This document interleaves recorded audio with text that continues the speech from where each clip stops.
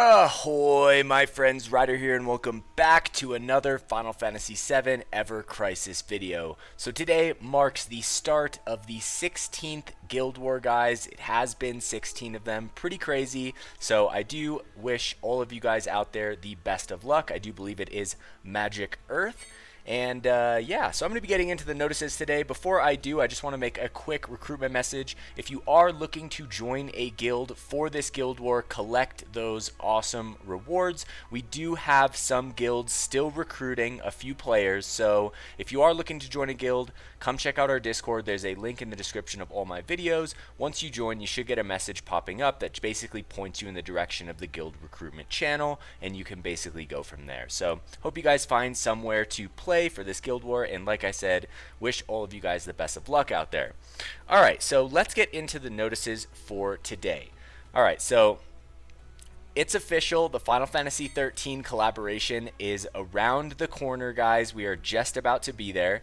Alright, so we are on the series crossover countdown campaign, where as we log in each day, or we can clear missions to get the Final Fantasy 13 series crossover countdown medal times 100 and more, which you can trade in for like 5-star weapon exchange tickets and more, I'm guessing. So it is pretty nice to have this, and I am curious to see this collaboration. I saw in the kind of like, you know, the anniversary live stream where Tifa and Aerith had the exact same costume, so I hope that's not actually the case. Or maybe like one of them is like, because Sarah and Lightning can sometimes look pretty similar sometimes, so I'm guessing maybe one of them is them, but it'd be kind of weird to get a double Lightning costume on two characters. So we'll just have to see how that goes. Alright, so also I'm a little bit sick, guys, so if I'm a little bit sniffly, I do apologize. Alright, like I said before, guild ranking guild battle number 16 is on now. Alright, the period will go until October 28th, 5:59 p.m. PDT. The tallying will take place over the next 2 days, and the results will be announced from October 29th until November 1st. The boss is going to be weak to Magic Earth, alright, which is pretty prevalent based on Angeal's new banner that just dropped today, which I thought for sure was going to be like a limit break draw banner, but actually it wasn't. So that was nice to see that it's actually a featured banner. Alright, so let's go back here. Alright, Critical Threat Blighted Spirit Hunt Frenzy Battle is on now. So for those of you guys that haven't done this, I'm guessing probably most of you guys haven't done this yet, there is 1,000 blue crystals to collect here. So thank you guys to everyone who has cleared people in the crash. You know, the crash battle has had over 500 clears, and so we all get to, you know, cash in on that 1,000 blue crystals, which is fantastic. Alright, Critical Threat Reawakened, the Eligor Hunt update. So it does look like we do have the gold victory draw has been added to this hunt right here. Alright, so that's nice to see. And here we have Angeal's new weapon featured draw. Alright, he's got kind of a strange looking costume here. Interesting looking weapon as well. Also, his ultimate weapon is featured, Balmung, which looks really cool. I've just been like not really super hyped on pulling too many things this month. I did actually go and pull Matt's limit break draw banner kind of like on a whim. And so he was the last character I really needed to have like an all-around costume for. Plus, like, that weapon is so good for Matt. So I ended up going like 27k into that banner or something. As you guys can see, I dropped from like around 80 to 60, something like that. Alright, so let's take a look. So actually we can't see this, so I'll go over and take a look. I will be doing a banner review in this video since there's not too much stuff going on. Alright, Final Fantasy VII Advent Children EC Edition Story Mode unveiled. Okay, as of October 22nd, the FF7 Advent Children EC Edition event will be available in story mode. Your progress from the event will carry over, so I'm guessing you can just go into the story mode and watch those scenes again. I think that's what that means. Kind of a bummer, because I feel like they could have really made Advent Children like its own kind of story that we play through, like Crisis Core. I feel like that would have been a lot of fun to run around with the chibi characters and play through Advent Children and do each of the different battles. I feel like that would have been so much cooler for us to take our time and really do that. Kind of also what I feel like we were pitched at the beginning of this game when it was released was something like that and not like this, but it is what it is. Let's go over to the shop and check it out. Alright, so here's the Guild Battle shop. Alright, so we got a couple bundles here for Angeal. Other than that, it looks like there is nothing new. No surprise there, right? Alright, so I'm going to go over to the draw now. I'm going to give you guys basically my opinion on this new banner. Alright, so here is going to be Angeal's new banner featuring Ghost Ensis and his new costume. Alright, so here's the animation. Actually a pretty sick one. I like that animation. Here's the ultimate weapon animation as well. Alright, pretty cool. Let's just take a quick look at the ultimate weapon. Alright, and see how it was. I do think it is quite a good one. Man, we got a bunch of these now. Alright, so here it is. We'll take a look at max level. So here's the Balmung fully built. Alright, so it has equivalent physical magic attack. We do 3 charges of Blinking Slicer with a charge time of 50 seconds. Deals 2000% physical magic non-elemental damage. Increases physical resistance and magic resistance with a potency of 25% to all allies for 15 seconds. And also casts Veil for 50% of max HP of the affected is applied to self for a duration of 60 seconds. So honestly really good. I wish that it had Provoke on it, not gonna lie. HP gain boost right here.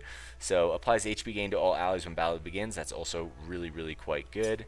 HP gain is just solid. I really like that skill in this game. It's very solid.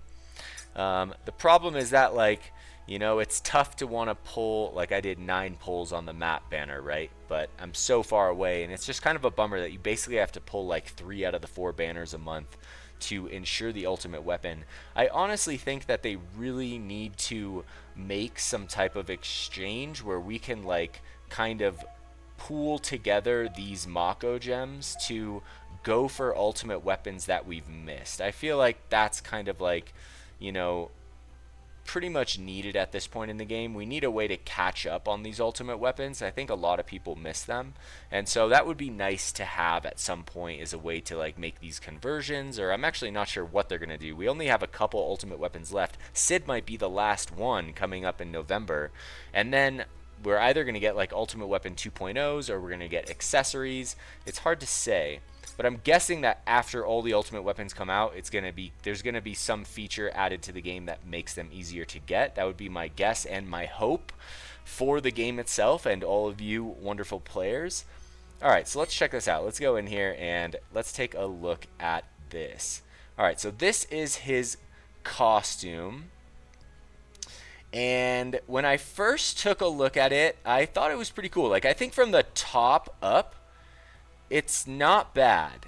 Like, it's alright. It's kind of cool. It's interesting. He's got like these red kind of, you know, it looks like he actually has like blood that's like spilt all over his wrists and his hands, and he kind of looks like a mummy, and his sword has all these bandages on it, kind of like Kingdom Hearts style. But then he's got these like 70s bell bottom like jeans going on, like, and he's got this kind of stance that I don't know. I'm not sure, guys. I don't think I like it very much. I'm not gonna lie. I don't think this is my favorite costume, and yeah, I'm not quite sure. Is he supposed to be a mummy? It kind of looks like he was at like a TPing incident of someone's house and somehow became like the subject of attention. But other than that, I mean, it's okay. I guess it could look like some type of like sand raider or something like that. But yeah, not really my favorite. Not my favorite costume aesthetically. I'm sorry, Angeal. The pants are hilarious. It's like, it's got a lot of stuff going on with this costume. Alright, so let's take a look at the actual stats of this costume. Alright, so this is going to boost Earth potency for all allies. So obviously Angeal is going to be incremental in this Guild War. Unfortunately, he is. Alright, so we have the burst Earth potency to all allies, which will be good in particular situations. Pretty niche though, because I think Angeal is a magic Earth focused, like this build for him is magic Earth focused. So I mean, if we have 6 elements plus non-elemental, that's like 7. So you times that by 2 because we have magic physical, and that's 14, right? So like 1 in 14 bosses roughly are going to be he going to be utilizing this R ability. So it's not going to be super common, I think, although it would work for the physical builds. He does have a physical Earth Imperil weapon in his kit as well. Let's take a look at the second R ability here, Ghostly Spirit. Physical magic defense plus 20%, so that's good. Attack stance command gauge max ability damage plus 20%. Okay, that's a little lackluster, this one right here. I feel like they could have given him the Earth Arcanum here, right? Maybe instead of this max ability damage would have been nice. So overall, I think the costume is good. Do I think it's a must pull? Absolutely not. I think if you're trying to be super strong for this guild war, then this is the way to go. But I think that, you know, is this going to be necessary? I mean, for basically getting good scores in Stage 5 and Stage 6, it's probably going to be pretty likely that it's necessary. But other than that, I don't think that it's going to be too prevalent outside of this guild war. You know, so I think it's a good costume. I don't think it's, you know, insanely good. I don't really like, I would never skin this costume, I think. I just like, when I look at it, it just kind of cracks me up a little bit. It makes me smile. It looks like he's a bit upset that he was put into it as well. He's like, guys, really? Like this is what I'm debuting with on Wednesday of my own Ultimate Weapon month. This is my costume. Like, he just looks a bit stoically upset, right? Alright, so let's go over to his weapon right here. Here we have Ghost Ensis. Alright, so at OB1, it is a magic-focused weapon. We'll have 406 magic attack. Alright, the command ability Rock Swarm costs 4 ATB. It will deal 520% magic earth damage to all enemies, along with an AoE Earth Imperil as well that goes low to mid at OB1, so not bad. When buff is granted to self, earth damage is increased, low to mid, all allies. Okay, that's actually a fantastic weapon, actually, and would pair very well with his costume. So I take it back on the 1 in 14, it would be like 1 in 7, right? Because more or less this is going to be pretty dang good, I think, whether you're running a physical or a magic earth team, right? Like, this is super solid. Like, you're never going to run the other Imperil weapon over this one anymore. It has absolutely been power crept. Like, the AoE Earth potency buff to the team is very, very, very good, guys. Alright, the only other Earth AoE up that we have in the game is Tifa, right? But that's physical Earth. She's not really going to be in these magic teams raising up the Earth potency. So I do believe this is the first support weapon that does raise Earth potency for the entire team, which is really nice to have. And it's nice that this is not limited, so that we can wishlist it, guys, which is what I recommend to the majority of players, is probably to wishlist, unless you're really trying to fight hard in the guild war, in which case I wish you the best of luck on the pulls, and I hope you absolutely fucking crush it out there. Alright, so let's take a look at the R abilities. Boost magic attack, boost earth potency here. So the magic attack is going to be 62 at the end, and the earth potency probably like around 42, so that's pretty solid. We have a double magic attack boost in the support abilities, and then a triangle sigil boost. Let's take it up to OB6. At OB6, 638 magic attack, actually pretty high. The stat right here for the damage goes to 670%. The Imperil is still mid to high on the first cast, but it does look like this is something that he would be kind of casting as much as possible. You know, his costume like kind of supports damage a little bit. It has that magic attack stance gauge damage up on it, so you know, this is one of those builds where the tank is going to be doing some damage as well. Alright, so you are going to be casting it, although I'm not going to lie, I really don't like an Imperil weapon that doesn't go to high on the first cast at OB6. It's just not really something that I typically want to worry about, but I think for this guild war it's probably not going to be a problem, and then in the future it really just depends on what you're fighting. Alright, so when buff is granted to self, earth damage is increased, mid to high, all allies, okay. Alright, so we have 54 over 30 on the R abilities at OB6, so very strong. And last but not least, taking it to OB10, him almost breaking a tank weapon, almost breaking 700 attack, which is really high. So 696 right here. It'll deal 780% magic earth damage to all enemies. The potency is still mid to high. I feel like this could have changed. It's not a limited weapon. This could have become high to high. This one would have been fine, the mid to high, but the Imperil at least, I feel like, especially at the beginning of a fight. When buff is granted to self, earth damage is increased, mid to high, all allies, and the duration will go to 25 seconds. Like I said, the R abilities at max level will be 62 over 42, which is very solid. All in all, the sword is very, very good, guys. It's a very good sword. My only gripe with it is the mid to high, but I can see it does a lot of things. I can see why they did that. I still think it wouldn't have broke the game to make the Imperil high on the first cast, but it is a very good weapon. So it's an absolute wish list item for sure. Whether or not you want to pull this banner, I think, is entirely dependent on how much you want to contribute for Guild War, for your team. And, you know, if you want to fight hard for the team and pull the banner, I think it's going to serve you very well in the Guild War to come. It's obviously very fun to serve Angeal, and it also gives you a chance to pull Balmung, right? Which is a very good ultimate weapon for him. I'm a bit bummed. I've started missing more ultimate weapons lately. I got Clouds, which was fantastic. Couldn't get original Sephiroths.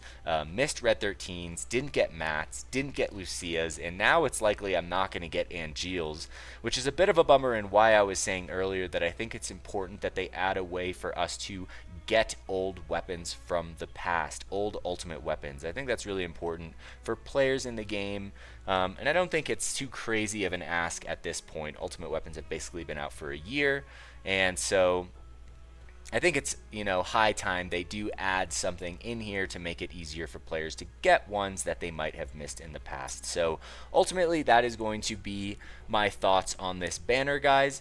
Like I said before, I wish you guys the best of luck. If you are pulling the banner, I recommend only going to the costume. Of course, when you're pulling a featured banner, always only go to the costume, unless you're really, really, really just like going ham for the Guild War, in which case, like, I hope you get insanely good pulls. But anyways, guys, that's going to conclude my video. Like I said earlier, if you are trying to join a guild for this Guild War, get some of those rewards, check out our Discord. There's a link in the description of the video, and we will get you sorted upon joining. So that being said, hope you guys enjoyed it. If you did, please don't forget to drop a like, subscribe to the channel for more Final Fantasy VII Ever Crisis content. I will catch you guys on the next one.